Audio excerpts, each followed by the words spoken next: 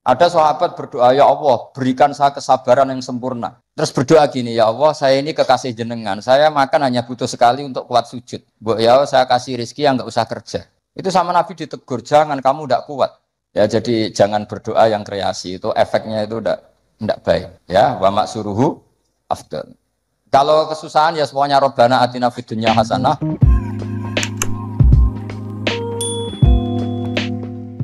Jadi pentingnya ulama itu akan milah-milah mana yang dilakukan standar ideal, mana yang harus dilakukan standar apa? Fardu atau minimal. Jagani orang yang baru masuk Islam atau baru mau sholat. Ngora sholat puluhan tahun terus kon ngapal Allahumma inni a'udzubika pusing. Apalagi kalau sering dengar dajjal dikira nama baik terus anaknya dijenakno dajjal. Itu banyak loh. Saya tuh punya teman namanya Dolin. Tak tanya, kenapa namanya Dolin? Kan ada di Quran. Jadi kadang orang itu mikirnya itu, saya pernah punya santri sorokan, itu nak moco waqala syaitanu lamma qudiyal amru. Di mana nih waqala lan ngendikan.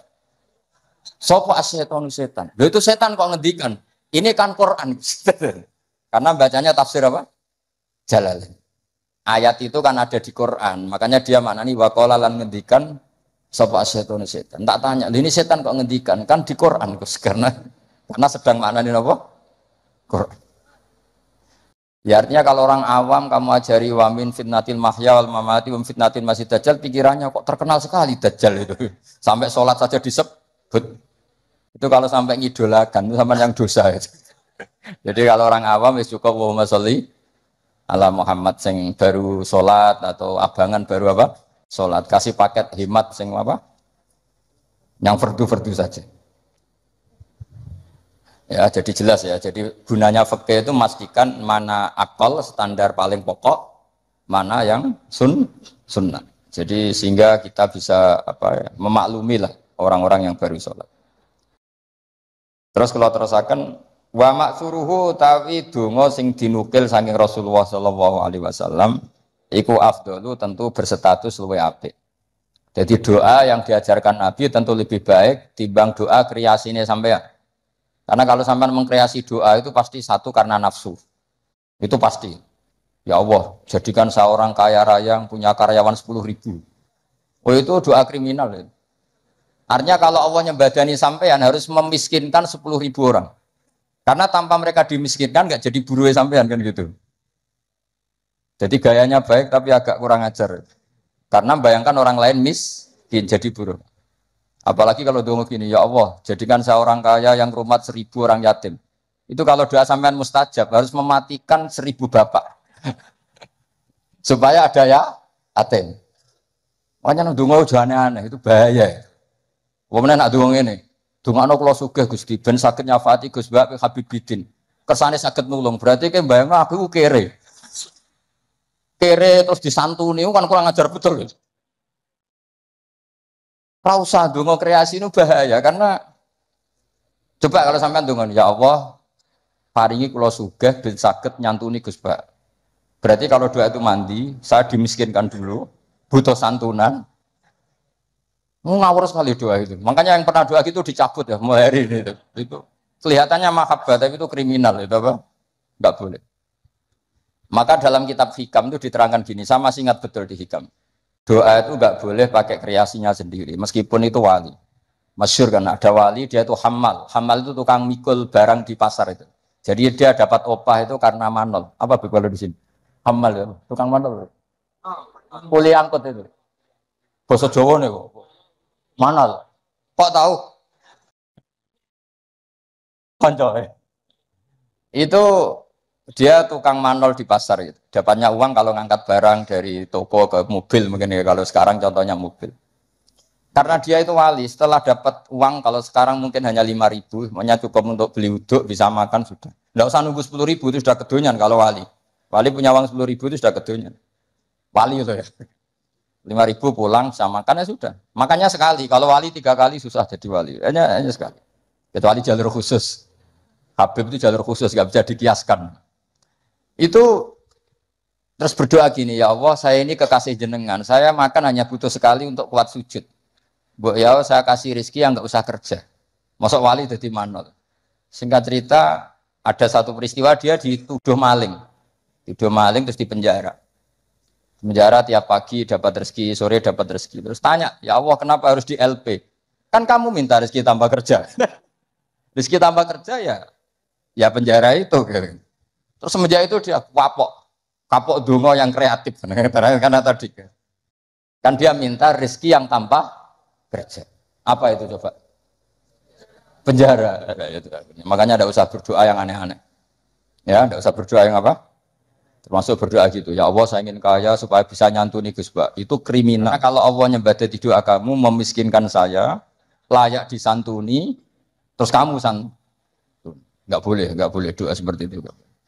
Atau ya boleh, tapi aku yakin nggak mandi. Ya nggak apa-apa. Paling nggak mandi aja.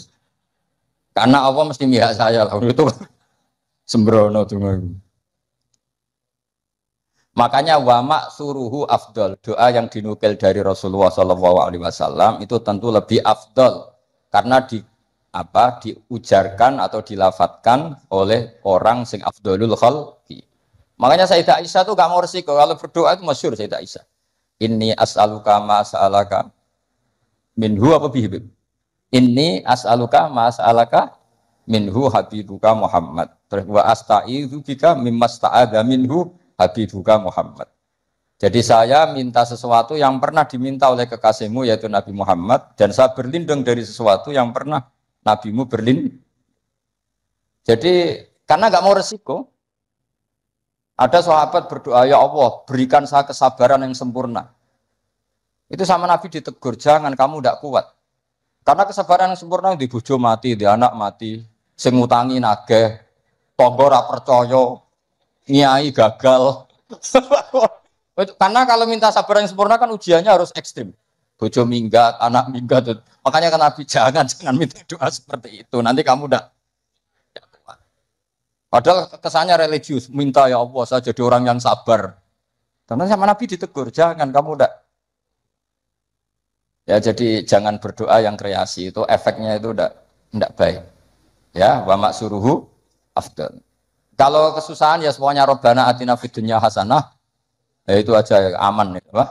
Aman. Doa sapu jagat kata orang-orang itu pokoknya Rabbana atina fid dunya hasanah wa fil akhirati hasanah wa qina adzaban. Jadi wa maksuruhu afdalu. Pun mriki wonten bawah menika. Utawi donga sing dinukil sangka Rasulullah sallallahu alaihi wasallam iku afdalul luwih utama. Wa minhu lan iku setengah saking maksur utawi donga Allahumma ighfirli ma qaddamtu wa ma akhartu. Ada yang hafal? Terus wa ma akhartu wa ma asrartu wa ma asraf. Urutannya dulu. Allahumma ighfirli ma qaddamtu wa ma akhartu wa ma asrartu wa ma a'lantu. Terus antal muqaddimu. Oh nak bab donga apalan, tukang jaluk ternyata. Teruskan. Ilahi lanta subhanak terus ini kuntu itu mesti malaikat selangit bilang kamu sudah tahu kalau kamu minat dzalimin. Ini kuntu minat dzalimin. Terus ada lagi yang populer, Allahumma firli dzambi kullah terus dikohu wa jillahu wa awalahu wa akhirahu wa alaniyatahu wa sirrah. Jadi doa yang maksur itu lebih apa? Afdol. Tapi tadi ya kalau untuk ngajari orang awam nggak boleh panjang-panjang, terutama yang jadi imam. Nanti kasihan yang jadi apa? Makmum. Jadi ajarannya Nabi itu kalau orang jadi imam, sholatnya itu disuruh cepat. Itu zaman sahabat. Cepat tuh nunggu disuruh. Alhamdulillah kan kita tanpa disuruh sudah cepat. Jadi zaman sahabat itu zaman masih waras. Sehingga untuk sholat cepat saja nunggu diperintah Rasulullah. Andai kan Rasulullah menangi zaman akhir, pernah perintah cepat apa enggak? Oh enggak pernah, karena sudah cepat sekali, sudah tidak cepat lagi ya Pak. Cepat sekali, malah mungkin agak dilarang. Maksudnya cepat ya tidak seperti itu. Karena kita sudah parah. Masa terawih hanya berapa? 7 menit ya? Itu 20 rakaat. Berarti 7 menit itu berapa berarti? Itu dibagi 20, berarti per 3 menit ya? Dapat 2 rakaat. Mau itu parah itu. Untungnya sholat sunat, kalau sholat fardu tak demo itu. Ya itu ya, jadi termasuk yang warid atau maksur adalah Allahumma firli ma qaddamtu wa ma akhartu saterusnya. Wa yusannu lan den sunanto apa ala yazida ing yen ora nambe apa doa ala qadri tasyahudi ngatasé kadar tasyahud wa sholati lan kadar sholawat ala nabi sallallahu alaihi wasallam. Nah ini fikih yang sangat saya setuju. Sebaiknya kalau minta sesuatu kepada Allah tidak melebihi sighatus tasyahud atau sighatus sholawat ala Rasulillah sallallahu alaihi wasallam. Ini fikih yang sangat etis menurut saya, sangat beretika.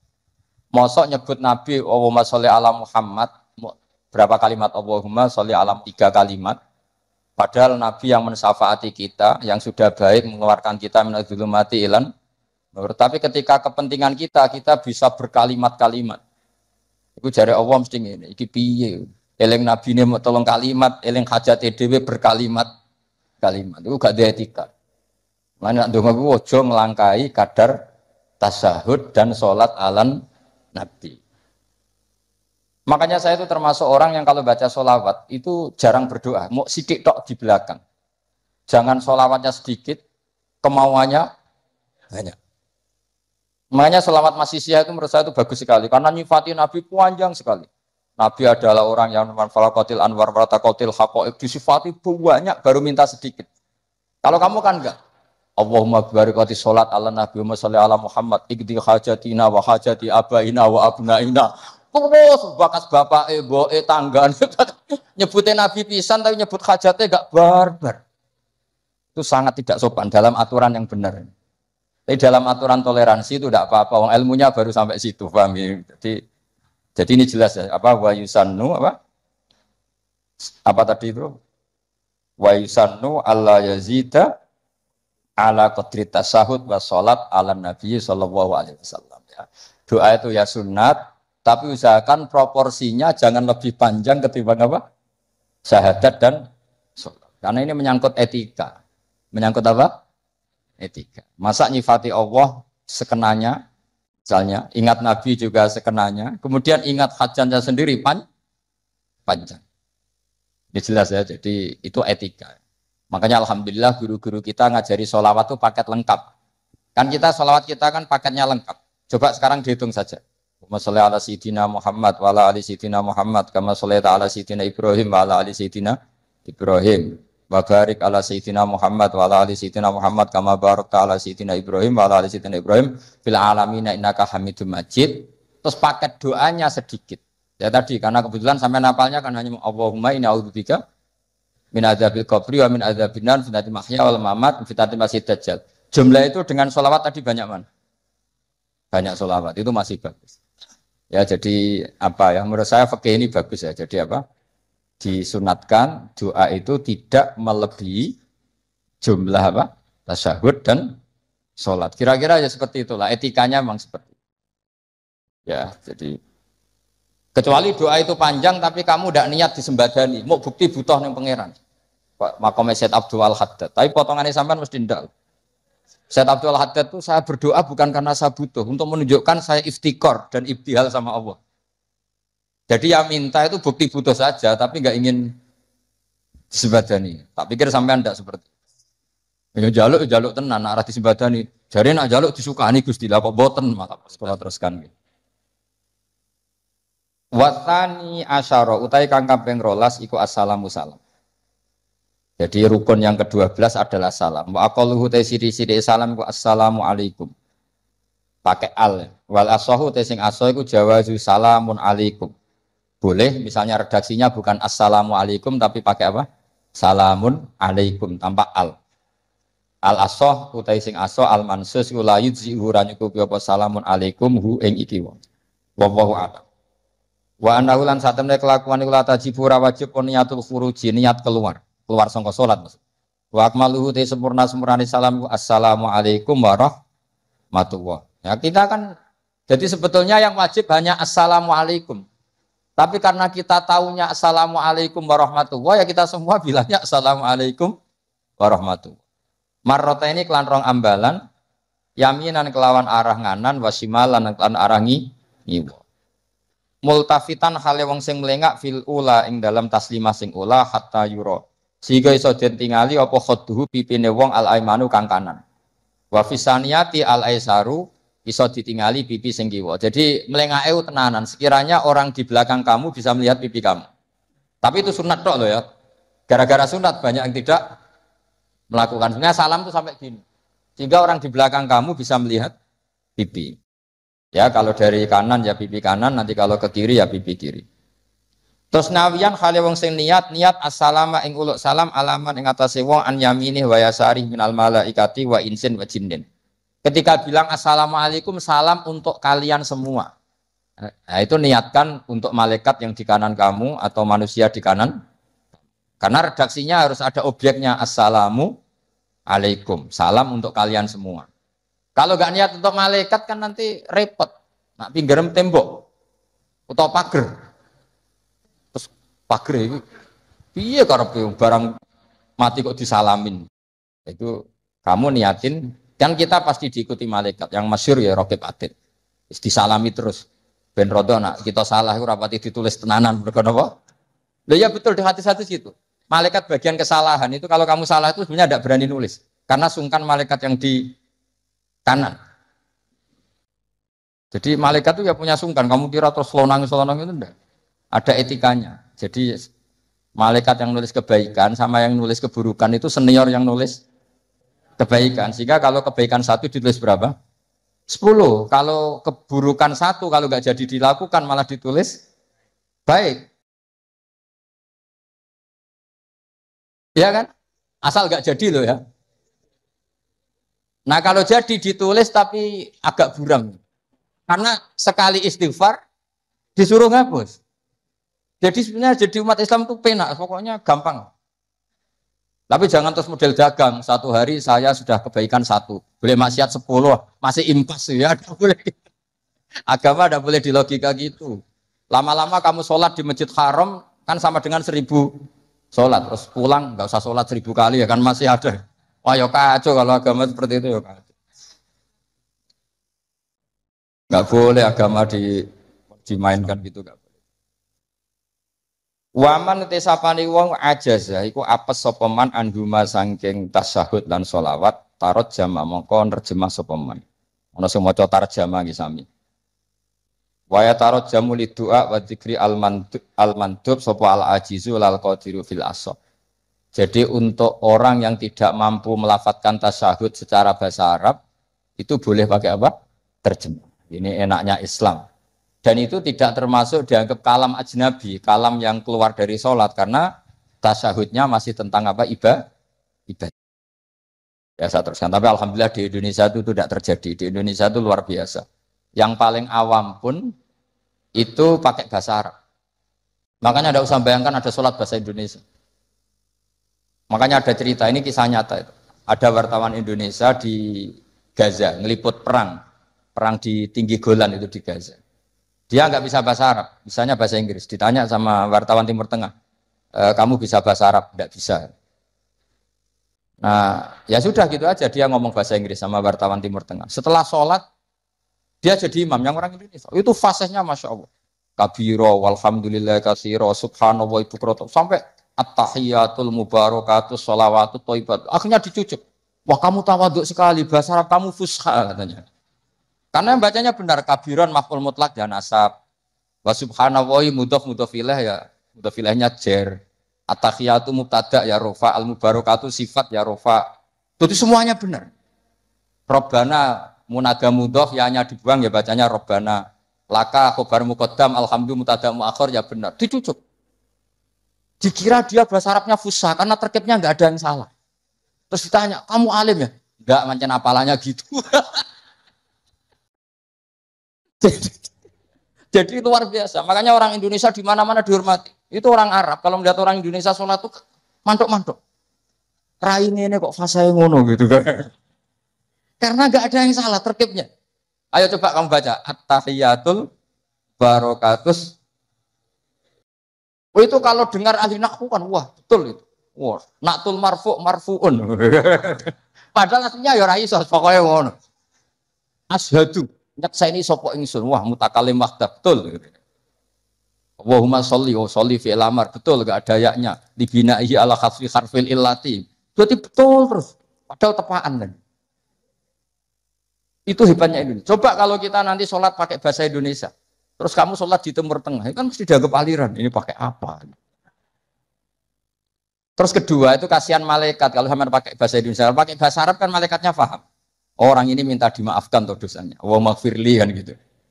Kan yang enak no malaikat. Kalau doanya bahasa Indonesia ampuni saya kan harus ada kamusnya itu maksudnya. Jadi itu hebatnya orang Indonesia ya. Jadi kiai-kiai kita meskipun kita orang Indonesia di bab-bab ubudiyah dilatih pakai bahasa Arab. Dan itu hebatnya orang paling bodoh pun paling awam pun hafal. Mukjizat. Menurut saya itu para wali Indonesia itu mukjizat. Coba orang awam penggawaian yang sawah yang Tegal itu bahasa Arab, sholat itu hafal semua. Padahal itu tambah awam kan sunat-sunat dibaca semua. Kabiro dibaca, ya kan? Doa ya dibaca. Terus yang wiridan sunat, sampean bilang subhana rabbiyal a'la bihamdi itu wajib apa enggak? Enggak wajib, tapi orang awam baca enggak? Baca, yang enggak baca malah sing wis mondok, seperti nak sunat ditinggal. Maka bagian dari kesalahan mondok adalah terus rapati sholat qobliyah. Zaman awam sholat terus. Bareng mondok ora kena apa? Jebule sunat toh. Jadi tambah mondok tambah kacau. Karena apa?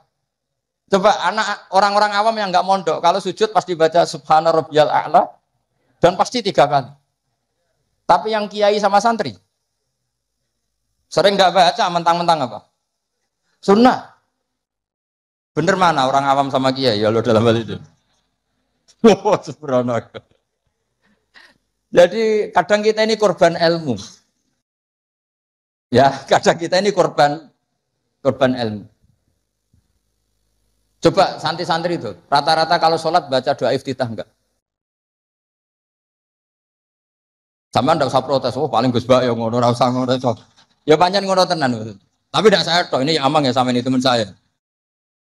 Ini asegap putune Nabi, nek sholat ya ngono padha ae nek sebab. Mergo mondok, zaman rong mondok diwaca kabira walhamdulillah. Karena kalau enggak baca dipetet gurune. Oh, dikira wajib. Zaman kita kecil itu ngiranya itu wajib. Bareng nak ngerti sunat, perilaku pertama kita apa? Meninggalkannya. Karena alhamdulillah banyak orang yang tidak alim itu barokah karena supaya sunat-sunat itu dilakukan. Karena sekali alim ditinggal. Oh itu banyak loh orang kaji itu tawafku meneng. Takoki. Sing wong awam maca, takoki. Lah kok meneng ae? Sing rukun iku mutere, donga iku sunat kabeh. Repot wis. Makanya ada riwayat innalil ilmi tuhyanan katuhyanil mal. Ilmu itu punya arogannya sendiri sebagaimana arogannya orang punya harta. Karena kadang ya apa ya semoga kita tidak termasuk yang itu. Tapi memang ada sisi-sisi negatif dari ilmu ya karena tadi kalau kadang terlalu lama tahu kalau itu sunat ya akhirnya terus ya meninggalkan tadi. Ya, tapi ya nggak apa-apa lah memang ya nyatanya sunat. Wayan bilan niat sopal imamu imam niat assalamu ing salam alal muqtadina ing atase makmum sing anut salate imam. Lawahum utawi para muqtadun sing para makmum niat ar-radda yang buna ar-radda ing balesi alaihi ing atase salamin imam. Terus apa? Salat terakhir ditutup dengan assalamu alaikum warahmatullah. Idealnya juga diniati keluar dari sholat. Nah, kenapa penting diniatkan keluar dari sholat? Karena setelah salam pertama, itu memang benar-benar kamu sudah ada sholat. Karena yang jadi rukun adalah salam pertama. Salam kedua itu sunat. Makanya secara fikih itu lama berdebat. Apa sebaiknya setelah itu makmum berdiri? Sebaiknya loh, bukan syarat sah. Apa sebaiknya makmum langsung berdiri? Apa sebaiknya nunggu imam salam kedua. Ada ulama yang mengatakan yonta ini tapi si sediluk wae. Kuatirnya nak imame lali terus gak usah salam kedua. Terus resiko kedua adalah rabtus sholat biman laisa fi sholatik. Setelah imam salam pertama, artinya statusnya imam masih sholat apa enggak? Enggak kan? Berarti makmum menghubungkan sholat dengan orang yang sudah tidak sholat. Jadi itu menjadi masalah fikih. Paham ya? Sehingga ya sudahlah kita standar saja ya, jangan terlalu nunggu ya, tapi ya jangan terlalu cepat ya, yang umum saja lah, yang umumnya orang. Cuma sampean tak ajari fikih kan, sampean minta saya di sini kan ngajar fikih, sampean jangan protes nanti orang kudus jadi begini, kudus tidak usah gitu, ilmu ya ilmu saja, tidak usah diprotes. Setelah imam salam pertama, statusnya dia masih sholat apa enggak? Enggak kan, sudah keluar dari sholat. Artinya kalau makmum terlalu lama, dia mengikatkan sholatnya dia sama orang yang statusnya sudah tidak sholat. Paham ya? Tapi kalau kamu terlalu langsung berdiri, kamu kan tidak tahu kepastian assalamu lagi sin podok mem. Kok dek as langsung muatek. Ini makmum balik lowong belum selesai kok. Ya pokoknya gitulah, sama nanti kalau sholat ya bisa sendiri lah. Pokoknya sudah gitu. Saya hanya ngajarkan secara apa status fikihnya, apa status fikihnya seperti itu. Ya, jadi salam yang benar-benar rukun itu hanya salam pertama. Dan karena salam pertama sudah dilakukan imam, artinya imam itu wes tidak sholat. Anda kalau sampai terlalu lama, berarti menggantungkan sholat kamu dengan orang yang sudah tidak sholat. Nah ini yang saya akan memberi maklumat ke sampean. Ini penting saya utarakan. Terus ada keunikan dan ada perbedaan. Kalau sampean sholat, imamnya itu biasanya habis sholat madhep mana? Umumnya di kiai ini sampean tetap madhep kiblat apa madhep ngalor? Cara Indonesia. Ayo yang madhep kiblat, kiainya madhep kiblat ngaco. Yang gampang itu. Kiblat. Yang serong, buka serong kayak wong nakal ya. Madhep utara, madhep ngalor. Apa? Berapa? Imamnya sampean madhep ngalor. Terus nak sing madhep ngetan? Enggak ada kan? Mau nambah jawab, oh yang madhep ngetan kubu sebelah, oh aneh. Ya udah usah gitu. Itu filosofinya begini. Nah ini penting ya, penting saya jelaskan. Di tek-tek hadis sahih, saya ulang lagi, di tek-tek hadis sahih. Itu Rasulullah setelah salam itu redaksinya aqbala alaina biwajhi. Maka Nabi menghadap ke kita dengan wajahnya. Berarti kira-kira kalau di Indonesia menghadap mana? Timur. Tapi itu tidak konsisten. Konsisten itu ahyanan, tidak konsisten itu ahyanan. Nah, kenapa guru-guru kita tetap madhep kiblat? Karena afdhalul jihad itu kiblat. Kadang guru kita kadang menghadap apa? Utara. Tapi sebagian guru kita juga kadang menghadap ke timur, misalnya langsung ngaji. Itu filosofinya gini di beberapa syarah di Fathul Bari itu. Nabi itu kan sholat, dengerin ya, Nabi itu sholat. Makmumnya itu rata-rata itu kadang 7 kilo dari dalamnya Nabi. Dengerin ya, berapa? 7 kilo, tidak pakai motor ninja enggak, 7 kilo pakai onta. Kalau sampean bilang 7 kilo pakai motor kan, resikonya apa? Ini dengerin, awas kalau salah. Berarti kalau salah sanad. Maksudnya sampean yang salah, bukan saya. Artinya andekan, tak ulang lagi, andekan Nabi tetap berposisi menghadap kiblat, maka makmum yang baru datang tuh ngira Nabi masih sholat. Sehingga kadung Allahu Akbar langsung duduk. Karena ngiranya Nabi masih, padahal Nabi sudah tidak. Maka untuk mengantisipasi itu Nabi memaklumatkan diri dengan ahwalnya, perilakunya, beliau menghadap makmum supaya ada kepastian kalau beliau sudah selesai sholat. Sehingga karena illatul hukmi seperti ini, kita fleksibel, kadang madhep kiblat, kadang madhep ngalor, kadang madhep nge. Itu ada filosofinya, orang gagah-gagahan. Ada yang madhep ngetan terus. Pokoknya Nabi seperti ini, tidak seperti itu. Semua perilaku Nabi yang tidak wajib itu disara-sara disebut ahyanan. Sesekali tempo. Maka yang penting bagi imam itu begini. Yang penting setelah selesai salam itu tunjukkan kalau sholat kamu selesai. Makanya banyak yang astagfirullahaladzim buantar untuk menunjukkan ini sudah mulai wiridan batas sholat. Jadi sebetulnya kalau menurut fikih beling itu boleh saja kamu mengatakan bar salam, wis bar lo dulu. Tapi itu kan beling sekali masuk bar sholat. Tapi itu bagus. Bagus untuk kelas kamu maksudnya supaya ada kepastian bahwa sholatnya sudah selesai. Oh, Nabi itu lebih sesat lagi yang di belakang ini. Itu ada ilmunya, sampean cek di Fathul Bari. Supaya kenapa saya cerita ini biar yang menghadap ngalor ya gak fanatik, yang menghadap ngetan juga tidak. Karena itu hanya untuk menunjukkan kalau Nabi sholatnya sudah selesai. Coba bayangkan Nabi itu idola kan, sudah jauh-jauh 7 kilo ke situ naik onta atau naik kuda. Terus ngerti Nabi masuk madhep kiblat, mesti cara sampean, alhamdulillah Nabi urung salam kan gitu. Barang wis melok lungguh dibeli Nabi, subhanallah, subhanallah, alhamdulillah. Lah terus makmume beling, wah rugi aku. Ngepet, mosok makmum Nabi kok muni rugi. Mari Nabi ra kondo nak wis bar. Perkara ndak kira-kira seperti itu. Nah, daripada perkara Nabi secara ahwal menunjukkan kalau sholatnya selesai Nabi menghadap makmum sebagai maklumat kalau sholatnya sudah selesai. Clear ya? Sehingga kamu tidak perlu berdebat sunat mana Gus, madhep ngalor sama madhep ngetan. Malah takok sunat. Ngaji sik lagi takok. Senengane gugat. Ya ngaji sik, alim sik lagi takok. Lah nek salim rasa takok ya alhamdulillah.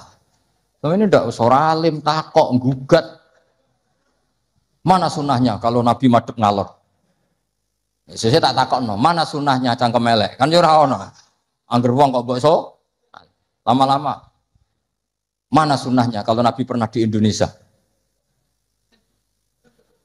Malah panjang kan apa? Ndak usah gitu ya ngaji. Jadi di sarah-sarah itu diterangkan misalnya kan Rasulullah Shallallahu Alaihi Wasallam idza takallama salasan ahyanan di suatu tim. Gitu juga Nabi kadang sholat itu hanya astagfirullah salasan suman sorofa. Beberapa kali Nabi sholat itu hanya baca istighfar 3 kali suman sorofa. Ya sudah segitu aja. Ada yang Allahumma a'inni ala zikrika wa syukrika wa husni ibadati. Ada riwayat yang sabbahallah salasan wa salasin wa hamdallah salasan wa salasin wa kabbarallah salasan. Terus kayak khusuk semua yang ahyanan ini dikombinasikan jadi satu. Jadi kita yang ahlul ilmi ini eskal. Wong Nabi itu paketnya satu-satu, tapi oleh kiai khusyuk itu semuanya dirangkum jadi paket lengkap. Ini ya ada, tasbihnya ya ada, doanya ya. Maka makmum-makmum yang kesibukan ini bingung. Ini gimana ini kok paket lengkap? Kan lama akhirnya. Lewong sholat yang rukun saja lama nggak boleh, apalagi wiridan. Maksudnya bukan terus nggak boleh ya enggak. Maksudnya yuk mikir makmum. Makanya di antara ciri khas Indonesia itu walinya sebagian diyakini dari Samarkand, dari Tashkent, Uzbek, sebagian tentu. Itu saya ketika mondok di Mbah Mun, itu Mbah Mun yang mimpin sholat. Itu kalau wiridan ya separuh sudah bubar. Saya pernah di Lirboyo melihat ya separuh sudah bubar. Ternyata yang kelakuan kayak gitu ada di Uzbek. Meskipun imamnya mursyid separuh bubar. Itu tradisi yang bagus, sudah harus ditiru. Artinya harus ditiru gini, untuk menjaga konstitusi wong nunggu guru ono separuh. Untuk menjaga konstitusi kalau nggak wajib ada yang bubar. Kalau semuanya nunggu berarti ini mewajibkan sesuatu yang tidak wajib. Itu bahaya kalau dalam konstitusi ilmu. Said Abdullah bin Husain bin Thohir yang ngarang Sulam Taufik itu diantara masalah besar dalam ilmu apa? Ijabu malam yajib, mewajibkan sesuatu yang tidak wajib. Sehingga para ulama itu yang ikuti Sulam Taufik yang dikarang Said Abdullah bin Husain bin Thohir, benar ya? Abdullah bin Husain bin Thohir. Itu kalau muridnya wiridan terus dia mau, cung ra wajib kok wiridan terus, kok dikira wajib. Tapi nak tahu ora tahu wiridan ya dia sunat ora tahu mbok lakoni gitu. Nah itu akhirnya di Indonesia itu bagus, pondok-pondok besar di Indonesia kalau kiainya, padahal yang imami kiainya, apalagi ketua keamanan malah ditinggal. Oh penggane nangkep wong kan gitu. Saya dulu pernah sholat, Mbah Mun nggak ngimami, yang ngimami ketua keamanan itu belum takbir separuh sudah bubar. Karena kecewa kan kita ingin makmum Mbah Mun, ngapain ini yang maju? Wah repot. Ya jadi tradisi itu jangan pahami yang macam-macam ya. Bubar separuh, anggap saja menjaga konstitusi ilmu bahwa tidak boleh yang nggak wajib berstatus wajib. Tapi yang tetap wiridan nggih monggo, mungkin tidak punya kesibukan. Sehingga Quran itu fleksibel. Orang baik itu siapa? Orang baik adalah yadhkuruna wa qiyamau wa qu'udaw wa ala junubihim. Jadi wiridan tidak harus lungguh. Sambil berdiri ya boleh, sambil jalan ya boleh. Fa idza qudiyati sholatu fantashiru fil ardi wabtahu min fadlillah wazkurullaha katsiran. Itu ayat wazkurullaha katsiran itu setelah fantashiru ya sudah, kalau mau bubar ya bubar enggak apa-apa. Tapi harus selalu ingat Allah.